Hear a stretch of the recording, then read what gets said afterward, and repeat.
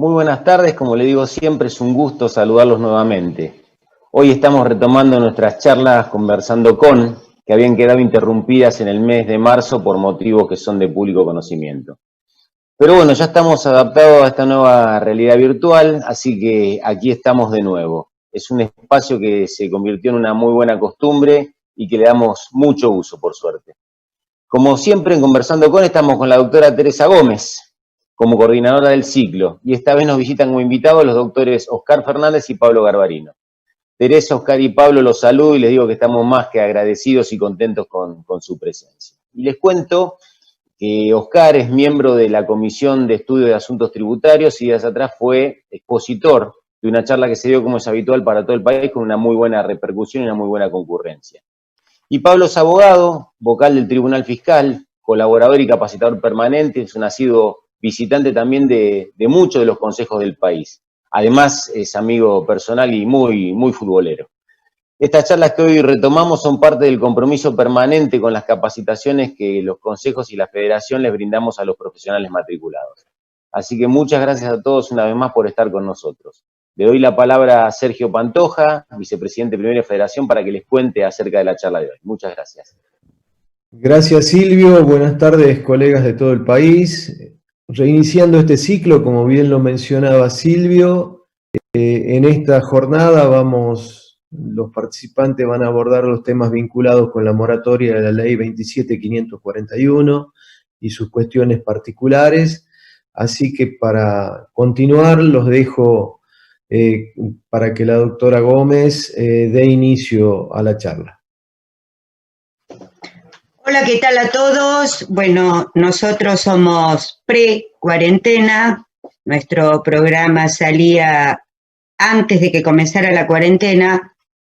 La verdad, agradecer a FAPSE, porque los contadores estamos acostumbrados a estar juntos, o para catarsis, o para intercambiar conocimientos, y sinceramente, este método, esta implementación que hizo FAPSE a favor de todos, nos permite sentirnos más juntitos.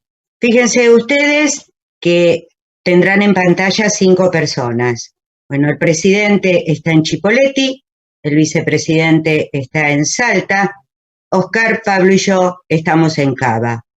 Y vamos a hablar de un tema que la verdad tendría que llamarse la charla, todo lo que usted quiso saber sobre la moratoria y no se animó a preguntar, ¿sí? Porque la verdad que no tenemos cifras. Yo no conozco, he tratado de averiguar por parte de AFIP cuántas adhesiones tuvo esta moratoria que fue postergada, y sin embargo, nadie me da una cifra. En mi caso, en mi estudio, solamente 2 clientes, ¿sí? No fue aceptada, no fue querida, o tal vez complicada. De toda la parte técnica lo vamos a cuestionar a Oscar, que quiero agregar algo. Oscar es especialista en Derecho Tributario de la Universidad Austral y vamos a apelar a todos los conocimientos de él. Oscar, contanos tu experiencia, pero como profesional, acerca de la moratoria. Bueno, en mi caso puntual estoy peor que vos, tengo un solo cliente que entró a moratoria por ahora, así que no ha habido repercusiones, por lo menos yo soy un estudio pyme más pequeño que el tuyo, pero ya te digo, yo hasta la fecha he tenido una sola adhesión y entré de adhesión porque había riesgos penales, si no, no sé si hubiese entrado en la moratoria, y más teniendo en cuenta que es una incertidumbre a partir de febrero del año que viene cuando tenés una tasa variable. Porque desde la primera cuota que va a vencer en el mes de julio hasta la cuota de enero, vamos a tener un interés sobre saldo del 3%, que hoy lo conoces. Después es una tasa Badlar, que la tasa Badlar, si Argentina entra en default, como cualquier tasa, puede dispararse a partir de febrero, y vos entrás en una deuda de 120 cuotas, donde no digo que es un suicidio, pero bueno, eso ya es una decisión personal, cómo planificás en la Argentina tus próximos 10 años, porque esto es una planificación a 10 años en definitiva. Ahora, decime, ¿qué obligaciones se podían incluir en la moratoria? ¿Todas, algunas? ¿Y será este el problema? ¿Qué obligaciones? No, a ver, acá en la moratoria, esto es una moratoria tradicional. A ver, si me das 2 segunditos, te hago un poquito de historia. ¿Por qué? Dale, Porque dale. las moratorias que nosotros conocimos, este gobierno tiene moratoria, el gobierno anterior tuvo moratoria y el anterior también. La ley 26476, no sé si se acuerdan, allá por el 24, mirá cuando se publicó, 24 de diciembre del 2008, aparece la moratoria de la 26476. Históricamente en Argentina había moratorias cada 10 años. Después tuvimos que esperar hasta el gobierno, esto creo que fue el primer gobierno de Cristina, si no tengo mala memoria, diciembre del 2008. Después llegamos a julio del 2016, no llegaron a pasar 10 años, y nos encontramos con la 27260. Y ahora fíjate, estamos al día 22 de diciembre del 2019 con la 27541.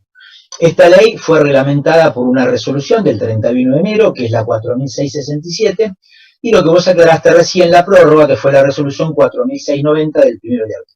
Y así llegamos a lo que vos me preguntas, que es ¿qué se puede incluir en esta moratoria? Esto es histórico, igual que en las moratorias anteriores. Acá se puede incluir tanto tributos como recursos de la seguridad social. Obviamente hay una fecha de corte, como tuvieron todas las moratorias. En este caso la fecha de corte son obligaciones vencidas al 30 de noviembre del 2019.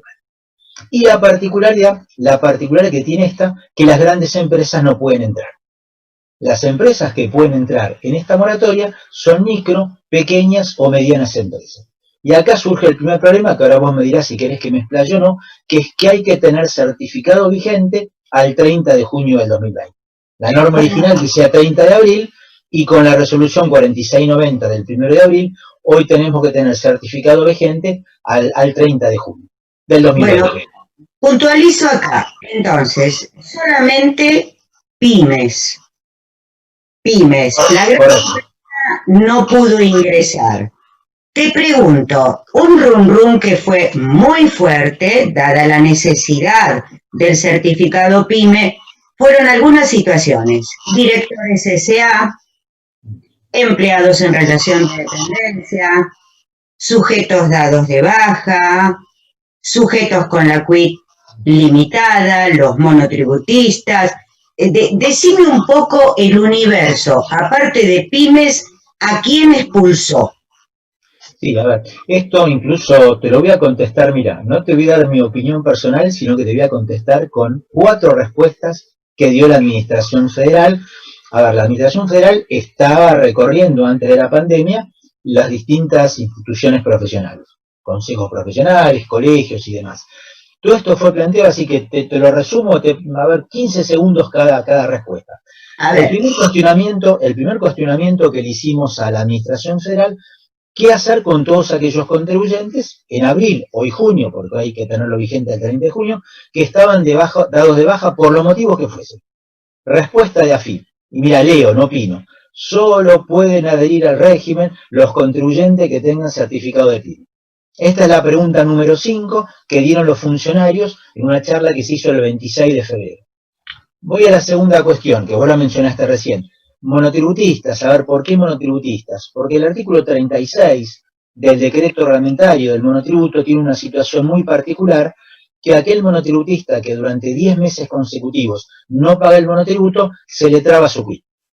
No es que se los expulsa del monotributo, pero sí le traban su quit. Y en este caso se le hizo este planteo: ¿cómo podían adherir los contribuyentes que tenían esa baja por falta de pago? Y acá la respuesta fue afirmativa, que lo habían conversado con la Secretaría de Pymes y que no debería haber ningún problema en poder tramitar el certificado de PYME. Si yo lo tramité, la verdad que no. Pero vamos a confiar en que lo que dijeron los funcionarios es correcto y que se podría tramitar el certificado de PYME en el caso de tener la baja de oficio de monotributo. Y el caso más grave es el que viene acá, y esto sí hay cantidad de contribuyentes en la Argentina, esto la FIP lo ha ido manejando a lo largo del tiempo a través de distintas resoluciones. En este caso la resolución que está vigente es la 3832, que es lo que denominamos los estados administrativos limitados de la QUIC. Y el que tiene un estado administrativo de la QUIC limitado, en principio, no puede tramitar su certificado de PYME.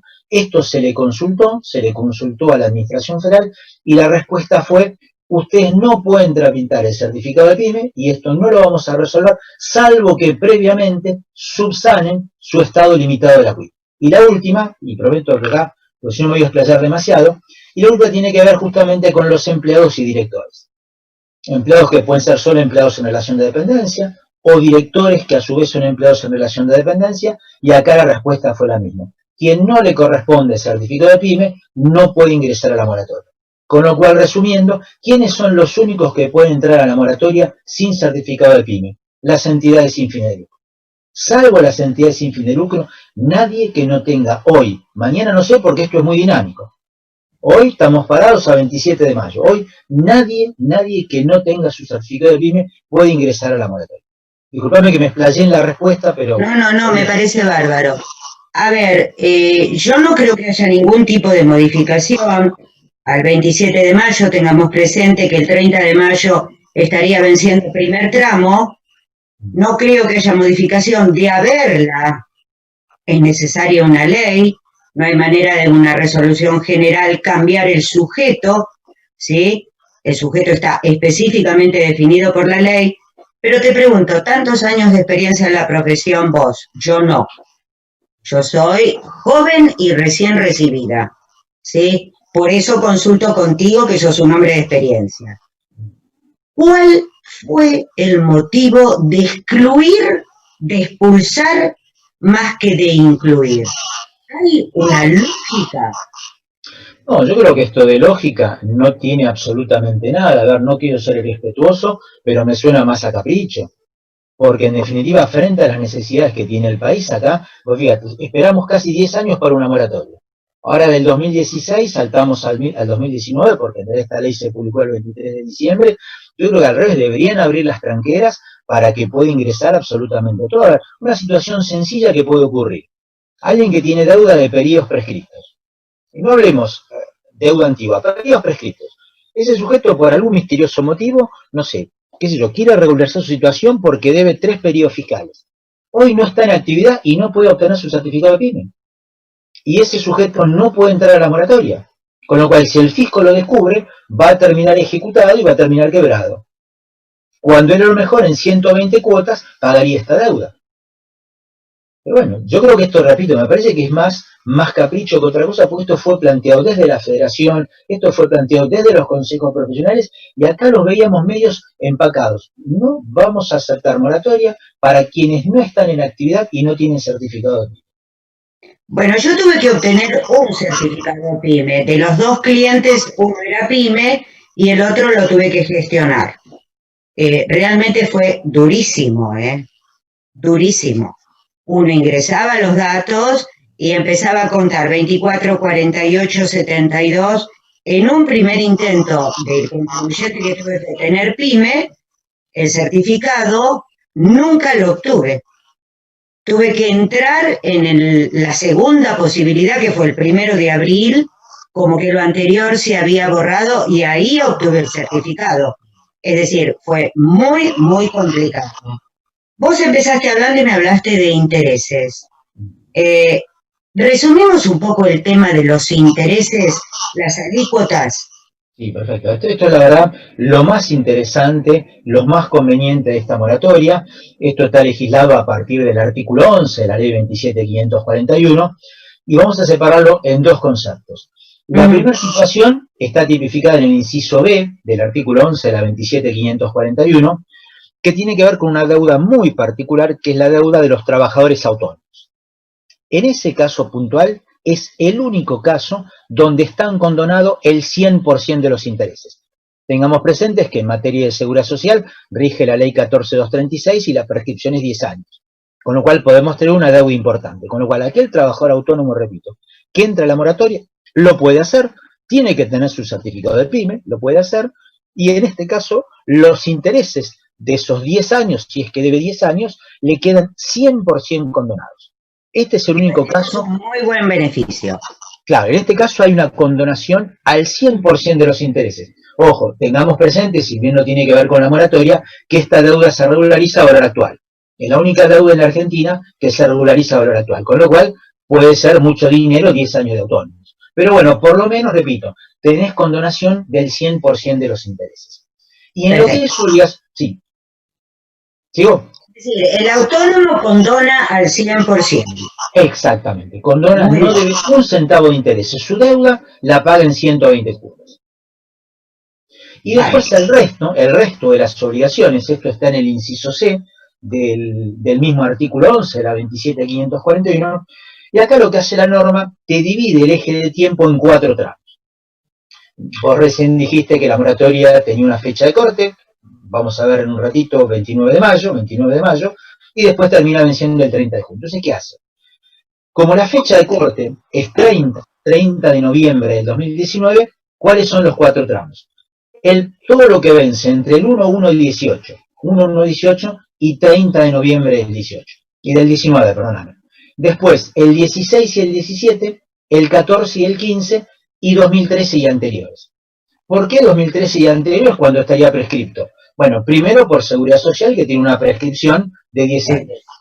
Y segundo, porque la prescripción penal no es igual que la prescripción impositiva. Con lo cual alguien podría ingresar a la moratoria por un tema penal. Entonces, ahora vamos a lo más importante, a ver si en esto soy lo suficientemente claro. Perdón, un minutito. Yo quiero aclarar que todo el material de lo que está dando Oscar, los aspectos técnicos, va a estar, generosamente nos preparó una serie de filminas, va a estar colgado esta misma tarde de la página de la FAPSE. Entonces, todo lo que está diciendo Oscar, nos preparó filminas para que al colega le sea más fácil, ¿sí? Gracias. No, sí, a ver, esto es mejor ver una filmina. A ver. Entonces, periodo 18 y 19. ¿Por qué digo esto? Porque, a ver, no es lo mismo un IVA de enero que venció en febrero del 18 con un IVA de octubre del 19 que venció en noviembre. No son los mismos los intereses de un IVA de enero del 18, repito, que un IVA de octubre del 19. Bueno, en este caso, las obligaciones que vencieron entre el 1-1-18 y el 30 de noviembre del 19, que es la fecha de corte, yo debo capital más un 10% de intereses. Y cuando digo 10%, incluye todo concepto, resarcitorios o punitorios. ¿Qué quiere decir? Que todo el resto de los intereses, 100% condonados. Es decir, que tengo más intereses condonados en pesos por un IVA de enero del 18 que por un IVA de octubre del 19. Ya repito, en el primer tramo, que es 18 y 19, capital más 10%. Segundo tramo, es todo lo que venció entre el 1-1-16 y 31-12-17. En este caso, ¿qué debo para incluir en la moratoria? Capital más 25% de intereses. Todo lo que exceda, 100% condonado. Tercer tramo, todo lo que venció entre el 1-1-2014 y el 31 de diciembre de 2015. ¿Qué incluyo en la moratoria? Capital original más 50% de intereses. El resto de los intereses, no importa si son resarcitorios o punitorios, todos condonados. Y el último tramo, que es 2013 y anteriores, y esto repito, por Seguridad Social por un lado, porque la prescripción es de 10 años, y por el tema de la prescripción penal, que en una evasión agravada es mayor que la prescripción impositiva. Entonces acá tenemos todo lo que venció del 1-1-2013 para atrás, debo el capital más el 75% de intereses. Con lo cual, desde esta esfera, esto es absolutamente conveniente. Absolutamente conveniente. Reiteramos entonces quiénes son los únicos que tienen el 100% de los intereses condonados. Trabajadores autónomos. Por su obligación de autónomos. No por mi obligación de ganancias. Yo puedo ser un trabajador autónomo que pago impuesto a las ganancias, que pago impuesto al agregado y que pago autónomos. En mi caso particular. Si yo tuviese deuda de autónomos, que por supuesto no la tengo, soy un buen contribuyente, tendría condonado el 100% de los intereses. Mientras que por ganancias, IVA y bienes personales, según el tramo, 10%, 25, 30, 50 o 75%. Igual todo esto lo van a tener en las filminas para que después no se pierdan, porque a veces en la exposición se pueden perder. Decime una cosa, y si soy una persona con deuda, pero últimamente tuve un golpe de suerte, por decirte, me saqué un premio muy importante en la lotería, en un bingo, en algo, antes de la cuarentena, y decido pagar al contado. Te voy a ver a vos y te digo, bueno, contador, solucioname el problema, tengo el dinero para pagar al contado. Bien, perfecto. A ver. Acá vamos a plantear lo siguiente, porque hay beneficios más. Yo que dije recién, que yo tenía en un caso puntual 100% de los intereses condonados, y que en otro caso estaban topeados en estos topes del 10, 25, 50 y 75. Entonces vamos a ver, como vos bien me preguntaste, si tengo que pagar al contado, y te cambio la pregunta, mira lo que te voy a decir, o si pude pagar al contado el año pasado, pero fuera de término. ¿Se entiende lo que estoy planteando? De nuevo. Una cosa es que yo pague al contado ahora. Sí. Y otra cosa es que yo hubiese pagado al contado, pero en forma extemporánea, antes de la publicación de esta ley. Te lo separo en estos dos. Muy interesante. Está bien. Esto es muy importante. A ver, yo tengo contribuyentes que son contribuyentes que les gusta pagar, pero no lo pueden hacer en tiempo y forma por distintos motivos que no me voy a explicar ahora por una cuestión de tiempo. Entonces supongamos que algún contribuyente pagó su obligación de IVA, de ganancias, de bienes personales, de seguridad social, de lo que fuese, al contado, no se metió en un plan, ojo, no se metió en un plan, pagó al contado, pero lo hizo hasta el momento de la publicación de esta ley. Ley que se había publicado, dijimos, el 23 de diciembre del 2019. Acá hay un beneficio muy importante, esto está claro en el artículo 20 de la resolución 2667, que es la resolución reglamentaria, y ese sujeto, por haber pagado fuera de término, al momento que se publicó la ley, puede estar debiendo una fortuna de intereses, ¿estamos de acuerdo? Sí. Entre resarcitorios y punitorios. Bueno, en ese caso puntual, el 100% de los intereses también están condonados. Él no tiene que ingresar a la moratoria. ¿Por qué? Porque no tiene deuda capital. No tiene deuda de capital. Claro, él ya canceló su deuda de capital. Entonces acá le dan un beneficio muy importante. Usted en realidad se portó mejor que el que va a entrar en la moratoria, porque usted ya había pagado al 23 de diciembre. Ahora, si yo no había pagado, perdón, ya hago una aclaración. Y ojo, si bien acá no tengo que regularizar nada, porque no debo nada, y lo que debo son intereses, el Estado me los condona para tener este beneficio. Aunque yo no vaya a presentar ningún formulario, no vaya a hacer ningún trámite a través de la web, sí tengo que tener certificado de PYME. Si no tengo certificado de PYME, esos intereses no quedan condonados. ¿Cómo se lo explican al cliente? No sé. En japonés para que no lo entienda, porque se va a poner de mal humor. Dice, pero ¿cómo yo no tengo que entrar a la moratoria? No, usted no tiene que entrar a la moratoria, pero usted tiene un derecho. Y para tener ese derecho, tiene que tener el certificado de PYME. Y esto ahora sí lo empalmo con lo que me preguntas vos. Entonces, ¿qué pasa si yo decido pagar el contado? Y esto la verdad que es raro. Esto me hace mucho ruido. Agradezco tu pregunta, esto me hace mucho ruido. Imagínate cómo se van a poner los clientes cumplidores. Además de las quitas que yo tuve sobre los intereses, si yo pago al contado, sobre el monto consolidado, tengo una reducción además del 15%. Con lo cual, en el primer tramo que tenía topeado los intereses en un 10%, tengo hasta una quita de capital. El tipo que pagó sus impuestos, disculpen la expresión no muy académica, está absolutamente feliz. Porque él tuvo que pagar con intereses pertinentes. Obviamente, el que no pagó, bueno, por eso esto es absolutamente subjetivo, y bueno, te contesto objetivamente. Entonces, repito, el que pueda pagar el contado, al monto consolidado, con el 10, el 25, el 50 o el 75, lo que corresponda, tiene una quita sobre el monto de deuda consolidado del 15%. No sé si es decir, parafraseando a Damarco, que siempre usa una frase, y acá Pablo, que conoce también mucho a Damarco, me va a dar la razón. Damarco te dice, si procede para lo más, procede para lo menos. Y en este caso violamos la frase, porque yo tenía plata espontánea y voluntariamente, me presenté antes de la emisión de la norma, pagué todo lo que debía. Y resulta ser que el sistema pergeñado por el legislador no me da ningún beneficio. Sí, correcto. El que pagó en tiempo y forma. Sí, correcto. Sí, a ver, esto te voy un poquito para atrás, esto no lo tiene. Ya sé que vos sos joven, como bien dijiste, acá cuento una anécdota.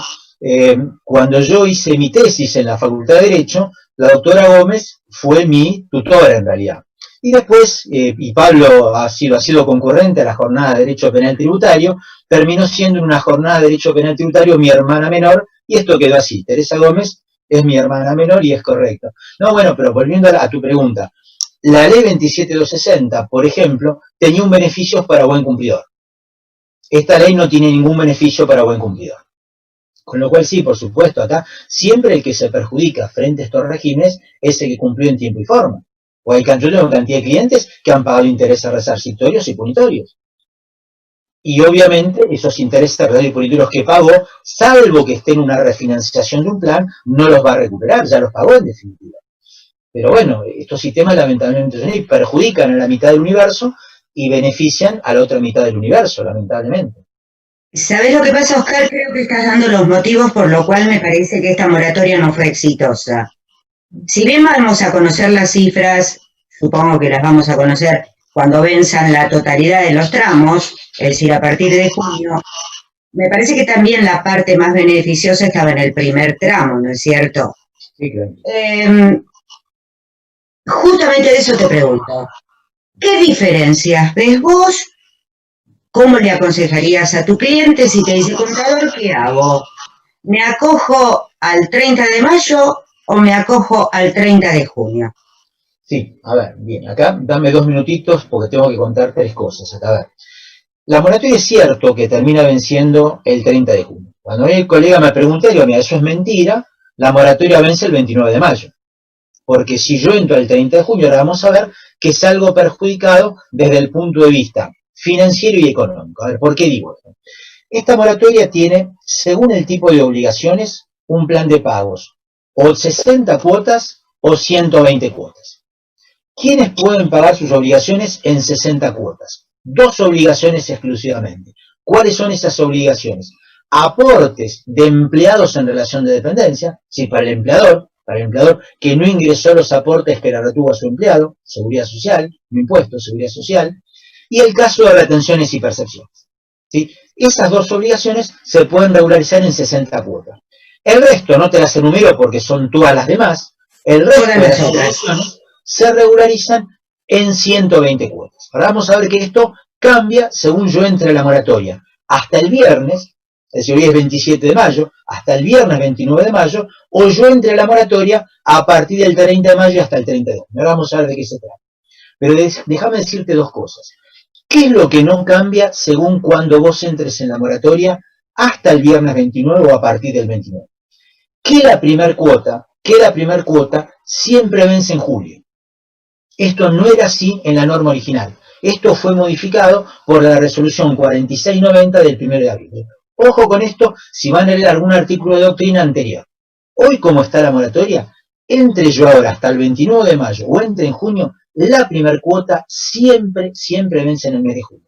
Salvo, obviamente, que se trate de una refinanciación de planes. A lo mejor después, si da el tiempo, charlaremos sobre refinanciación de planes. ¿Cuál es el valor mínimo de la cuota? 1.000 pesos. 1.000 pesos. ¿Sí? Y acá viene la segunda cuestión. Que esto ya lo dije hace un ratito frente a otra pregunta tuya. Esas 120 cuotas o esas 60 cuotas que yo puedo pedir, ojo que yo tengo certeza hoy hasta la cuota que vence en enero del 21. Si la de julio, agosto y así sucesivamente, hasta enero del 21, que yo hice a ciencia cierta que tiene un interés fijo del 3% sobre saldo. Pero después, a partir de la cuota que vence en febrero de 2021, hasta la cuota 60 o la cuota 120, dejo de tener certeza. Porque esta moratoria tiene una tasa variable de interés sobre saldo. ¿Cuál es la tasa? La tasa Badlar. Si vos me preguntás cuál va a ser la tasa Badlar de acá a febrero del año que viene, yo me animo a decirte cuál es la tasa. De acá a 5 años no me animo ni aunque me presiones. Y me preguntás cuál va a ser la tasa de acá a 120 meses, no tengo la más mínima idea. Solamente sos contador y especialista en derecho tributario. Un poquito de mago, pero un poquito. No, bueno, hay que tratar. Es decir, estamos viendo todos los aspectos, tal vez me parece, por los cuales, a mi humilde criterio, ¿no? Por ahí nos sorprende después AFIP con cifras interesantísimas, pero creo que fue un valladar esta moratoria, ¿no? Un valladar y elitista para un segmento y con muchos obstáculos y muchas inconsistencias. ¿Qué pasó con los planes caducos? Suponete que yo tenía un plan que caducó. ¿Esta moratoria ayuda? Dejame una cosita sola ante los planes caducos, que vos me hiciste bien la pregunta y yo la verdad no te la terminé de contestar. Entonces, ¿cuál es la diferencia? A ver, cuidado con esto. ¿Cuál es la diferencia de que yo entre a la moratoria este viernes, 29 de mayo, o que entre el sábado, que ya es 30 de mayo? ¿Estamos de acuerdo? ¿Cuál es la diferencia? Si yo entro en este primer tramo, es decir, hasta el 29 de mayo, tengo el máximo de cuotas, es decir, las 60 o las 120 según corresponda. Pero si yo entro el sábado, me bajan la cantidad de cuotas. Las 60 se transforman en 40. ¿Estamos de acuerdo? Las 60 me las bajan a 40. Y las 120 me las bajan a 90. Y además tengo un castigo en lo que es el pago a cuenta. Porque esta moratoria, salvo para las microempresas, para las demás, ¿cuáles son las demás? Las medianas, tramo 1, las medianas, tramo 2 y las pequeñas tienen un pago a cuenta. ¿Qué quiere decir? Que si yo entro hasta el viernes, siendo pequeña o mediana tramo 1, mi pago a cuenta es del 1%. Entro al día siguiente, es decir, el sábado, el 30 de mayo, ese 1% se me va al 3%. Y en las medianas tramo 2 es más grave todavía, porque si yo entro hasta el 29 de mayo, el pago a cuenta es del 2%, mientras que si yo entro a partir del 30 de mayo y hasta el vencimiento, que es 30 de junio, se eleva al 5%. Esto, discúlpame que no te lo contesté antes, pero es lo más importante de lo que vos me habías preguntado. Ahora, si querés, pasamos a los planes caducos. Sí, me caducó un plan. ¿Me ayuda la moratoria? Sí, correcto. La moratoria en el artículo 8 de la ley 27.541 permite que todos los que tengan planes caducos pueden ingresar a la moratoria. Lo que no dice ni la ley ni la resolución general es a qué fecha deben tenerse en cuenta la caducidad. Yo, si vos me das mi opinión personal, yo lo hubiese tenido a la fecha de publicación de la ley. Bueno, esto se lo preguntamos a la Administración Federal y la verdad que la Administración Federal acá sí me sorprendió para bien, fue muy clara en su respuesta, dijo no, en la legislación, tanto en la ley como en la resolución, no hay fecha establecida. Con lo cual, ¿qué contestaron frente a una pregunta que había sido, el plan me caducó en enero del 2020, cuando la ley se publicó el 23 de diciembre, ¿estamos de acuerdo? El plan me caducó en enero, ¿lo puedo incluir en la moratoria? La respuesta de la Administración Federal fue sí, usted lo puede incluir en la moratoria. Con lo cual, ¿qué podemos generalizar a partir de esta respuesta entonces? Que yo puedo entrar en la moratoria en cualquier plan que se me haya producido la caducidad hasta el momento de mi acogimiento. Y no manda la fecha de publicación de la ley o boletín oficial, lo cual es beneficioso para el contribuyente. Sí, está muy bien tu pregunta, Teresa. Y si mi plan está vigente, pero no me conviene el plan vigente que tengo y me conviene más el plan de la moratoria, ¿puedo refinanciar? Sí, correcto. Esto es un beneficio también muy importante. ¿Por qué? Yo cuando comencé la charla recordé el blanqueo y la moratoria de la ley 26476, primer gobierno de Cristina Fernández de Kirchner, y recordé moratoria y blanqueo del gobierno de Mauricio Macri, la 27260.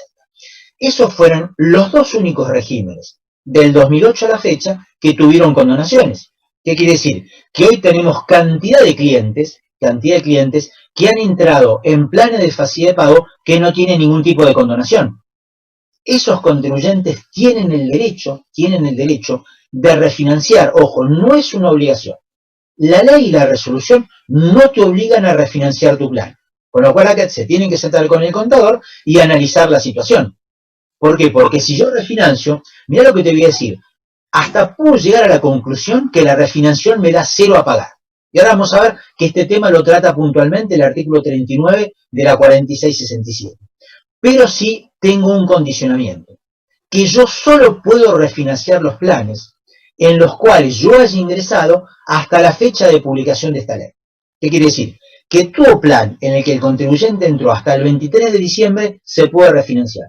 Pero no puedo refinanciar un plan, por ejemplo, al que yo entré en enero del 2020. Esto me parece que es un error de la norma. Pero es muy claro, no es un problema de interpretación.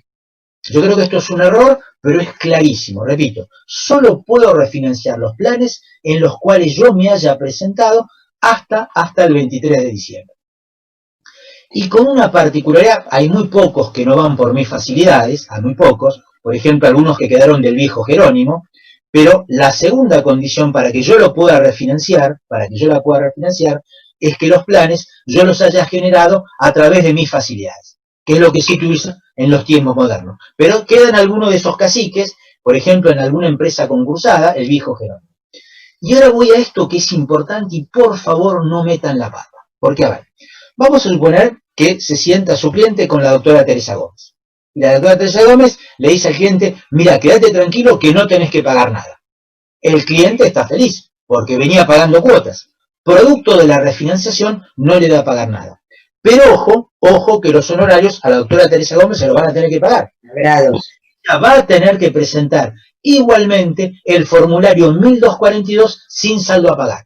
Ojo, para que yo tenga derecho a la condonación, no es una condonación de pleno derecho.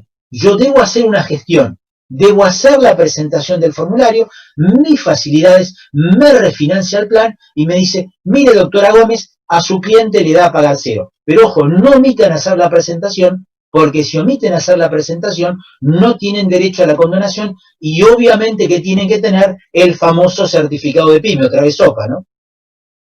Te hago una pregunta.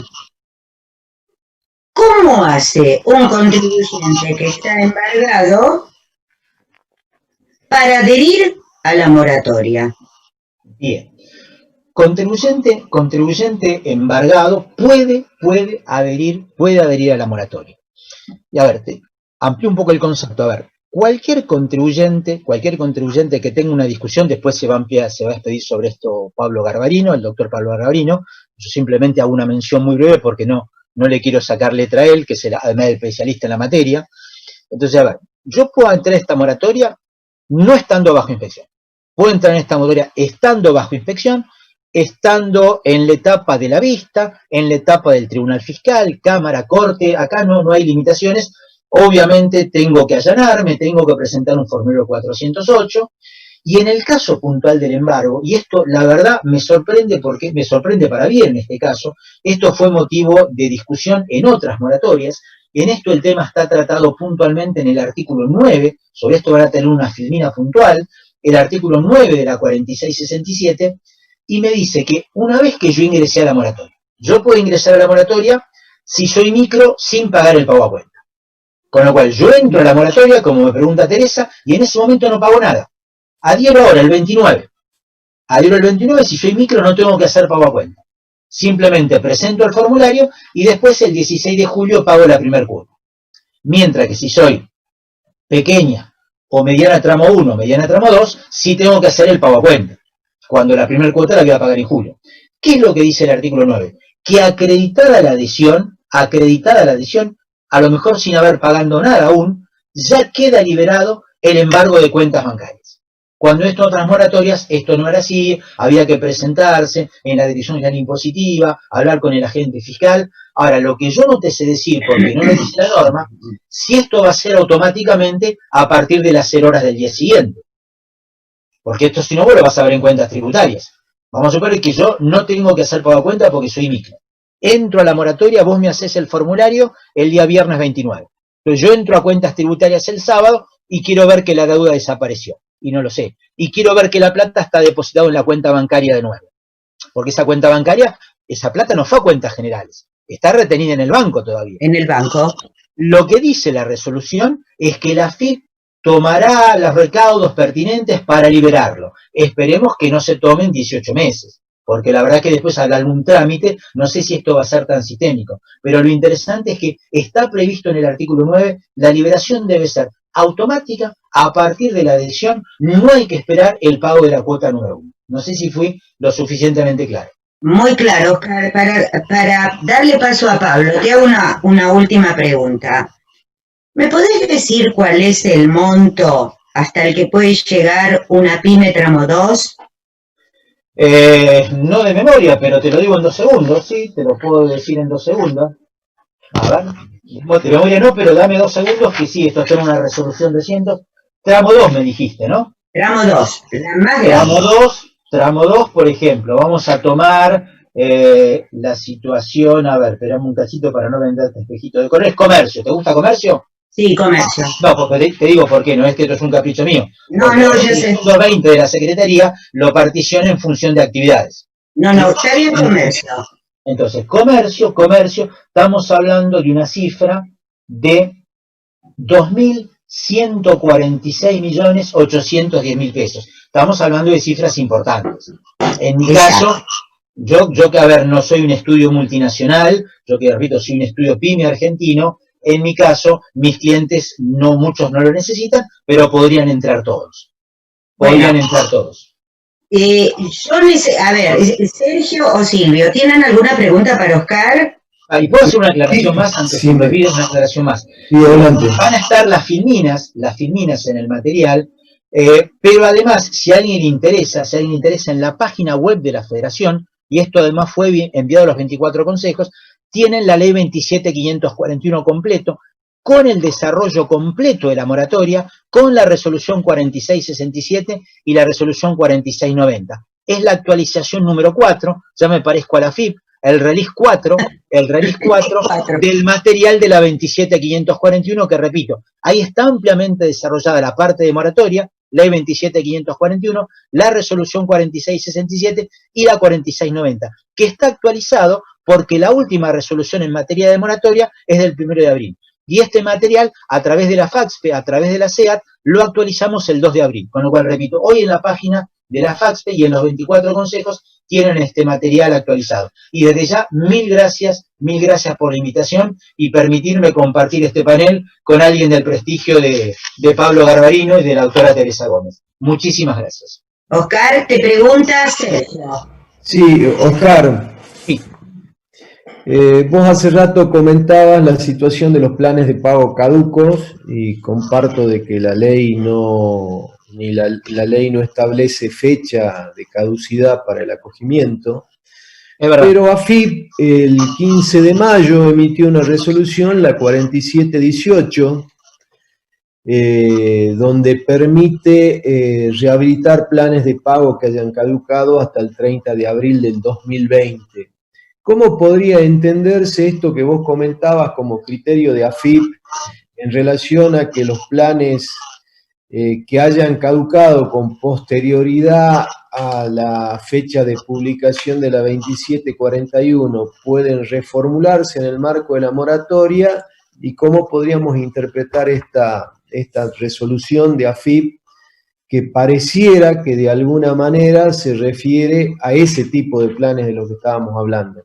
Claro, a ver, la 4718 se refiere a tres planes muy puntuales. Está muy bien la pregunta, Sergio. A ver, se refiere a tres planes muy puntuales. Tiene que ver, por un lado, con la 4057, que es la 4057, el mini plan de ganancias y bienes personales. Sí, el mini plan de 3 cuotas. Después se refiere, acá no me acuerdo de memoria el número de resolución, pero te digo el concepto, se refiere al plan de pagos que tiene que ver con aquellos contribuyentes excluidos de monotributo, que tienen deudas. Ellos tienen también un mini plan que me mataste, creo que es la 4116, pero te puedo estar mintiendo en el número de resolución. Y se refiere a un tercer plan, que es el plan permanente, Esos son los tres planes que podés incluir en esta resolución, que es una especie de nueva moratoria. ¿El problema cuál es? Que esa no tiene condonaciones. Con lo cual, a mí que me convendría, cualquier plan que yo tenga caduco al momento que yo quiero entrar, me conviene refinanciarlo y meterlo en el que yo estoy aplicando. ¿Cuál es la diferencia? Que en este caso tengo que tener certificado de PYME. En tu caso, no necesitas certificado de PYME. Pero desde el punto de vista financiero, no dudes que te conviene incluir los planes que caducaron en el régimen de la 27.541, salvo que no tengas certificado de PYME. Sí, es verdad, se superponen, es correcto tu apreciación, la 4718, sí, es correcto. No sé si fui tenés el micrófono muteado, Sergio. Muy clara tu respuesta, Oscar. Otra pregunta. Hace rato hablábamos de que, bueno, regularizábamos la deuda y también la norma contempla la posibilidad de cancelar los honorarios de los agentes fiscales, también en un pequeño plan de pago de 12 cuotas con una particularidad sin intereses y demás. La consulta concreta es, yo realizo el acogimiento a la moratoria el día 29 de mayo. En el mismo momento debo hacer o formular el plan de pagos de los honorarios de los agentes fiscales, o en su caso tendría la posibilidad de hacerlo hasta el momento que venza la moratoria el 30 de junio. Sí, la verdad que la norma no dice nada. Yo haría todo junto, pero bueno, tirate a la pileta. Tirate a la pileta porque es cierto. No, yo también haría Yo haría todo todo. junto. Yo haría todo junto. Yo haría todo junto. Sí, sí, yo haría Yo todo también. junto. Eso. Pero bueno, cuando la norma no lo establece puntualmente, repito, yo haría todo junto. Coincido con Teresa. Pero un viejo Claro. latino dice, ubilex non distinguere debemus. Así que si la norma no te lo distingue, yo haría todo junto, ¿eh? Bueno, pero ahí lo que tenemos que tener en cuenta dos cuestiones, a mi entender. Uno, si a la fecha de adhesión tengo estimación administrativa o no la tengo. Porque si no, tengo la estimación si no tengo la estimación administrativa de los honorarios, No, por eso está tratado en la norma, ¿no? Ahí me mataste. ¿cuál podría? No me acuerdo del artículo puntual de la resolución 67, pero lo tiene previsto. Ahí la haces a partir de que tenga la estimación La administrativa. estimación administrativa.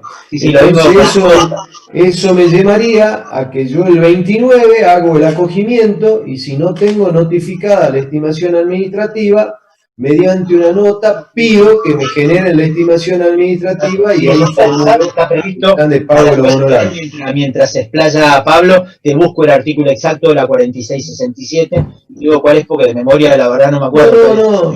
No es necesario ir al artículo, pero se comparte ese esquema, digamos. Sí, claro. Bien, gracias, Sí, Oscar. lo mismo con las costas, lo mismo con las costas. Gracias, Silvia Oscar. tiene una pregunta, Oscar. Silvia tiene una pregunta. Señor presidente. No, Oscar. Qué honor. No, a ver, dijiste en un momento que sentiste que se habían quedado corto en cuanto al PYME y no PYME para la inclusión, ¿sí? Como lo dijiste que hasta parecía un capricho. ¿Qué sentís con el tema de los periodos? ¿Sí? Porque es como que se hizo hasta un determinado momento y ahí quedó, y creo que la expectativa que todos teníamos era otra. ¿Vos qué considerás al respecto con los periodos? Claro, a ver, ahí te digo dos reflexiones. Lo de pymes no me parece mal, pero lo que no me parece bien es que me obliguen a tener el certificado, porque a ver, hay muchos contribuyentes en Argentina que cumplen los requisitos de facturación que me preguntó Teresa. No hay duda que son pymes, son recontra pymes, están lejísimos de los tramos, pero no obtienen el certificado por cuestiones formales. Hay tú un checklist para poder obtener ese certificado de pyme. Ahí donde me parece que es un capricho. Yo no estoy diciendo que permitan entrar, qué sé yo, sin dar nombres a una multinacional.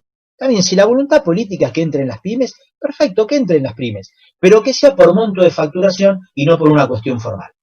Ahora, con la fecha tope, acá sí me parece, y esto fue pedido tanto por la Federación como por distintas instituciones, distintas cámaras, pensá que cuando se publique esta ley, no se sabía lo que iba a pasar en la Argentina con el coronavirus. Esta ley se publicó el 23 de diciembre. Yo creo que es imperioso que la fecha 30 de noviembre se lleve como mínimo al 30 de abril, para que todas las obligaciones de diciembre, enero, febrero, marzo y abril se puedan incluir. Esto no era así cuando esto se publicó. Hoy la realidad de la Argentina y de la pyme fundamentalmente es totalmente distinta, ¿no? Yo creo que la fecha 30 de noviembre hoy es pésima. Debe como mínimo correrse obligaciones vencidas al 30 de abril. Pero te repito, esto es una opinión absolutamente personal. Desconozco si el fisco la va a contemplar, Silvia. Ahí podemos llorar juntos si querés, pero... Me parece que seríamos varios los que lloraríamos en este caso, ¿no? Porque teníamos otra expectativa. Esto lo tiene que entender el Estado. A ver, no es que esto ya es un capricho. Hay empresas que tenían planificado poder pagar su moratoria tranquilamente y hoy no la van a poder pagar. Porque del mes de marzo que le bajaron sus ingresos. Cuando lleguen a julio no van a poder pagar la cuota 1. Cuando tienen voluntad de entrar a la moratoria. No, esto me parece que deberían corregir. Bueno, o sacar otro plan, a lo mejor cierran este plan y después sale otro plan y ahí el contador le agarra el ataque de locura, ¿no? 2 moratorias en 2 periodos fiscales, 19 y 2020, ¿no? Sí, Teresa. No, yo lo que digo es lo siguiente, corregir la fecha no se puede, porque las leyes argentinas adendas no tienen. Lo que sí me parece que si está en estudio un impuesto a las grandes fortunas, producto del coronavirus, lo mismo se puede hacer, el Congreso se puede reunir para dictar una nueva moratoria producto del coronavirus. Porque la verdad que en noviembre de 2019, en el medio, nos pasó un camión encima, y un camión 1112 de Mercedes, ¿sí? Con acoplado y todo. Entonces, prorrogar no se puede nada. La moratoria no se puede tocar tal cual como está. Entonces, me parece que sí amerita, como dice Silvio, otra ley. ¿Más preguntas para Oscar? No, un solo comentario. En este mismo sentido, lo que estábamos conversando, lo que quiero recordar es que desde Federación en reiteradas oportunidades hemos solicitado justamente y hemos planteado este problema a la jefatura de gabinete del periodo de corte de las obligaciones que se incluyen en la moratoria, porque lógico, la situación cuando fue dictada la norma ya en diciembre a hoy, como bien vos lo ejemplificás, es una situación totalmente distinta que en muchos de los casos, o al menos en mi estudio me sucede. Hay mucha gente que quería regularizar, pero resulta que le cambió toda su gestión de negocios a partir del 20 de marzo en adelante. Entonces hoy, por más ganas que tienen, les resulta imposible. Y como bien se comentaba al principio de la charla, solamente están tratando de ingresar a aquellos que tienen una cuestión penal a los efectos de poder salir de esa situación. Entonces, si esto no se complementa con una nueva norma o con algo más, me parece que no va a tener los efectos que se quería, ni siquiera para las pymes, ¿no? Ni siquiera para las pymes, y en esto no vamos a discutir la decisión política del gobierno que se comparta o no, que tiene que ser para pymes o que tiene que ser para todo el conjunto de la economía. Y a ver, te daré un temita, Teresa, vos como sos joven no te acordás seguramente. No. Soy un señor mayor, en la moratoria de Cristina se habían comido un pequeño detalle que era la ley penal cambiaria. Bueno, ¿cómo quedó condenada la sanción de la ley penal cambiaria? Por instrucción general, espectacular, una maravilla. Porque en el texto de la ley se lo habían comido. Se ríe Pablo. Bueno, yo prometo que no hablo más y ahora viene la frutilla del postre, que es el doctor Pablo Gavarino. Yo que tengo Hola, Pablo. un poquito de años más que Teresa, me acuerdo de ese pequeño detalle que acabas de comentar, Oscar. Y si querés te lo traigo acá. A ver, Abad eximió a las Levac y a las Novak de ganancias y bienes personales por Twitter y por comunicado de prensa. Esperá, a ver, vivimos en la Argentina, ¿no? Obviamente respetando tu sacro principio de legalidad, Teresa, por supuesto, y de reserva de ley. A mí me contó mi mamá que cuando nace débitos y créditos con el Gran Caballo, nace por decreto. Y después el Congreso lo convierte en ley. Así que cosa vedere Sancho que no creyere, ¿no? Entonces, bueno. Bueno, hablando de decreto, acordate que hoy las exenciones están en el artículo 13 del decreto 380, cuando estaban en la ley. Hoy las exenciones en materia de impuestos a los débitos y créditos no están más en la ley, sino que, te repito, están en el artículo 13 y 10 del decreto 380. Sí, es un país raro, convengamos. Es un país raro. Yo prometo que no hablo más ahora. Bueno, me paso con Pablo, y Pablo, primero agradecerte que estés con nosotros. Vos sabés el profundo cariño y profundo respeto que yo tengo por el Honorable Tribunal Fiscal de la Nación, que si bien es de los abogados, yo lo entiendo, gran parte del Tribunal Fiscal de la Nación es de los contadores, sobre todo en lo que tenga que ver con la conformación de las salas impositivas. Yo creo que si bien vos sos abogado, sos un pedacito nuestro. Perdón, ¿no? Sos un pedacito nuestro. Yo tengo supuestos para plantearte. A ver, yo soy un contribuyente que pagó todo el impuesto, ¿ok? Y estoy litigando una multa. Yo pagué todo el impuesto antes de la ley de moratoria. Y estoy litigando una multa, la que quieras, 45, 46, en el Tribunal Fiscal de la Nación. El dictado de la moratoria me beneficia respecto de la multa, pero ¿qué tengo que hacer? Perfecto. Bueno, primero, gracias por la invitación, gracias a FAPSE, gracias por supuesto a Teresa, un placer compartir con Oscar, y muchísimas gracias a Sergio también y a Silvio, que es un hermano que me dio la tributación, un hermano generado por el derecho tributario.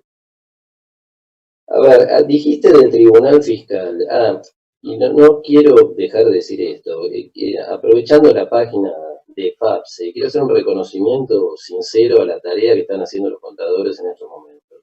La sociedad reconoce a los profesionales de la salud, a los profesionales de seguridad, y decir que la tarea de ustedes es esencial en este momento, esa palabra tiene un contenido jurídico.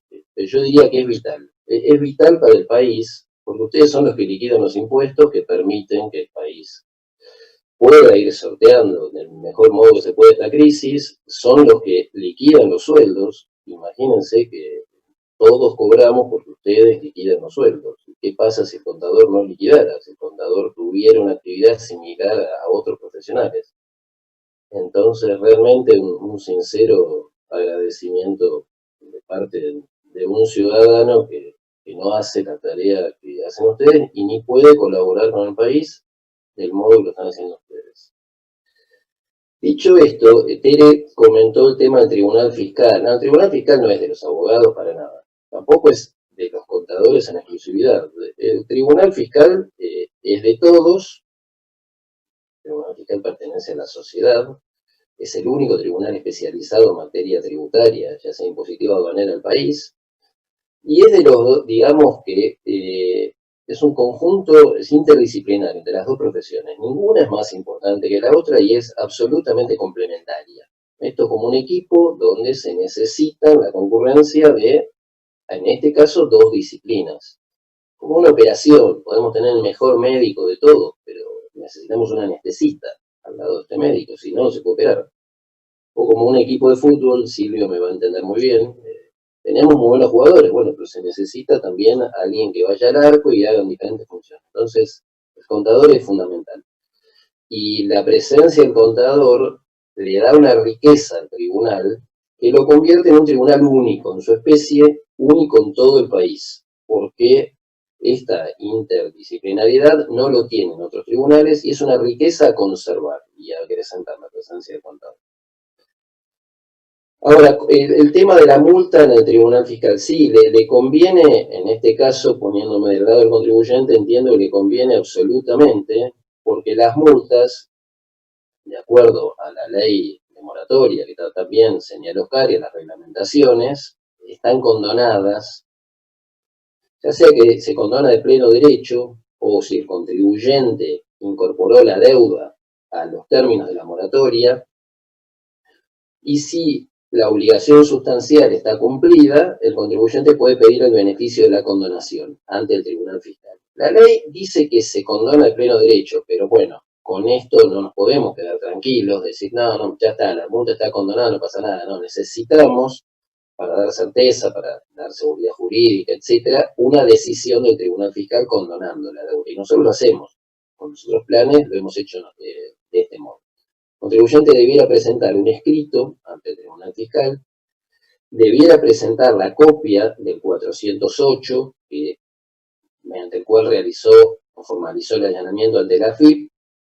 El Tribunal Fiscal recibe ese escrito solicitando la condonación. ¿Por qué? Porque se dan las condiciones previstas en el régimen. El tribunal va a analizar ese escrito. Entiendo que le va a correr, más allá que es de puro derecho, normalmente nosotros para garantizar el derecho de defensa a ambas partes y por el principio de bilateralidad, le vamos a correr traslado o vista de ese escrito a la AFIP, ya sea en materia impositiva o en materia aduanera, y después el Tribunal Fiscal va a decidir. Si el Tribunal Fiscal tiene alguna duda, a veces no sucede, bueno, queremos saber si está pagando o no, o si el formulario no nos queda claro la fecha del acogimiento, etcétera, esas cosas pasan. Es una fotocopia que es ilegible. Podemos incluso realizar una medida para mejor proveer y pedir información adicional a la AFIP.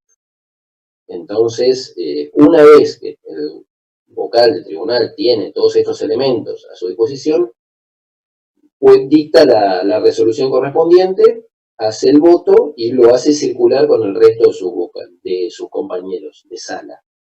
Si el voto condonando la deuda del contribuyente tiene la concurrencia de al menos uno de sus dos colegas, y hay 2 votos positivos por esta decisión, se puede decir que la deuda está condonada.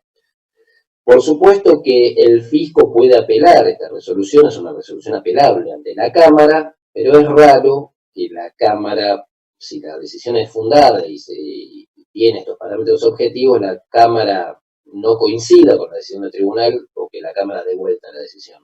Es más, la Cámara Contencioso Administrativo Federal, de acuerdo a lo que hemos visto en la anterior moratoria, en la moratoria implementada por la ley 27260, incluso tiene un criterio más amplio que el Tribunal Fiscal para condonar. O sea, esto lo debe saber el profesional, por lo menos así se manejó en la anterior moratoria. Hubo cuestiones en las cuales el Tribunal Fiscal no ha condonado, pero cuando el contribuyente apeló esa no condonación ante la Cámara sí lo ha hecho. La Cámara tiene un criterio, lo que hemos visto, bastante más amplio que el Tribunal. Entonces, para resumir la respuesta, copia de 408 y un escrito simple ante el Tribunal Fiscal explicando la situación, detallando los contenidos formales, en especial la fecha de acogimiento, el importe, el concepto, etc., y solicitar expresamente la condonación. Aun cuando el contribuyente no lo solicitara, como esto es una institución que opera de pleno derecho, el Tribunal Fiscal está en condiciones de tratarlo. Digamos, el Tribunal Fiscal, aun cuando el contribuyente no haga este procedimiento que yo estoy señalando, puede incluso llegar a declarar la condonación. Entiendo que en ese caso va a solicitar información adicional.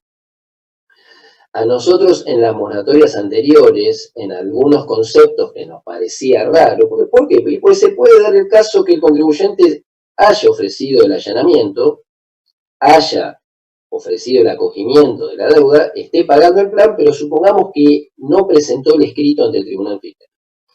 Y si el tribunal en esos casos condena por multa, no estaría bien, porque esta multa en sí debiera estar condonada. Entonces, en esos casos, nosotros como medida para mejor proveer, le hacíamos saber al contribuyente el contenido de la moratoria, el contenido de la ley, en este caso la 27260, y le preguntábamos si había acogido la deuda a la moratoria. Por algunos casos nos parecía raro como no lo haya hecho. También lo hizo la Cámara. La Cámara, en el momento de salir la 27260, antes de resolver en temas tributarios, impositivos o aduaneros, le preguntaba al contribuyente si había acogido la deuda en los términos de la moratoria. Y muchos contribuyentes en ese caso sí contestaban, porque con esto que la deuda, que la multa se condona de puro derecho, a veces puede llevar al contribuyente al convencimiento de pensar, no pasa nada, ya está condonada, no me interesa que el tribunal me condene. Y no es así, al menos debiera manifestarlo. Ahora bien, ¿cómo hace este escrito? Teresa me preguntó eso en un momento. Tenemos que distinguir 2 cuestiones ante el tribunal. En el tribunal tramitan 2 tipos de procedimientos. El procedimiento viejo, que llamamos nosotros el procedimiento en papel físico, en soporte papel, el expediente escrito a la vieja usanza, que tramita hasta el 30 de abril del año pasado. 30 de abril del 2019. Ahora bien, a partir del 2 de mayo del 2019, nosotros tenemos implementado lo que se llama el expediente jurisdiccional electrónico, el EJE, que tramita exclusivamente por vía digital. O sea, en ese expediente electrónico no se pueden hacer presentaciones en papel físico. ¿Por qué les digo esto? En primer lugar, porque el Tribunal Fiscal, como Tribunal de Justicia, en estos momentos está bajo el imperio, como los tribunales del Poder Judicial, de la feria extraordinaria. Y esta feria, de acuerdo a las decisiones plenarias que hemos adoptado, se prorrogan automáticamente con la decisión del Poder Ejecutivo, que la ha prorrogado hasta el 7 de junio, y con la decisión de la Corte, que ha ido siempre en el mismo sentido. Entonces seguimos en feria extraordinaria. Por ende, el contribuyente, como como no estamos yendo a trabajar, si la causa del contribuyente tramita por papel físico, por soporte papel, es una causa vieja, en estos momentos no va a poder hacer la presentación. ¿Por qué? Y simplemente porque ¿dónde hace la presentación? Si la mesa de entrada al tribunal está cerrada. Ahora, bien, si la causa tramita bajo el nuevo régimen, si la causa es electrónica, en ese caso sí, lo va a hacer perfectamente porque se hace electrónicamente. ¿Qué sugerencia le doy yo al contribuyente en el primero de los casos? Bueno, nosotros en la página del Tribunal Fiscal, Gov.ar, hay una casilla para efectuar reclamos, consultas, sugerencias. ¿Y cuándo se utilizó esta casilla? Por ejemplo, para el cobro de los cheques.